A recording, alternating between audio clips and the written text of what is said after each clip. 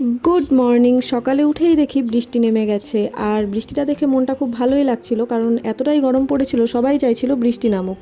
তারপর ব্রাশ করে ফ্রেশ হয়ে অল্প ছাতু খেয়ে নিলাম। তারপর দেখলাম আমার বোন বিছানা গুছোচ্ছে। তারপর ভাবলাম আজকে একটু পড়তেই বসে পড়ি। এক্সামের পর এতটাই ল্যাদ লাগছিল যে আর পড়াশোনা একদমই হয়নি, তাই হিস্ট্রি আর সিএটা নিয়ে বসেছিলাম। এক্সামের পর প্রথম দিন পড়ছিলাম, তাই একটু অল্পই পড়েছি, বেশি পড়িনি। তারপর দুপুরে খাওয়া দাওয়ার পরে একটা হেয়ার কেয়ার রেমেডি তৈরি করেছিলাম। এটা একটা হেয়ার অয়েল, যেটা আমি সপ্তাহে দুবার তো লাগাই, কোনো সপ্তাহে যদি পারি 3বারও লাগাই। তারপর দেখলাম জায়গাটা একটু নোংরা হয়েছে, সেটাকে পরিষ্কার করলাম। তারপর ঘর ঝাড় দেওয়া, ঘর গোছানো, ঘর মোছা, যেগুলো আমি রোজই করে থাকি। এটা আমার প্রতিদিনের ডেইলি রুটিনেরই একটা পার্ট বলতে পারো।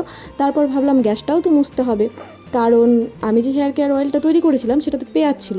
আর শুক্রবারের পর দিন শনিবারে আমরা খাই নিরামিষ, আর পেঁয়াজের ছোঁয়াটা ঠিক না, আর মাও যদি জানতে পারে ভীষণ বকবে, তাই গ্যাসটাই আর কি। তারপর গ্যাসটাও মুছে নিয়েছিলাম আর সমস্ত জায়গাটা একদম ক্লিন করে দিয়েছিলাম।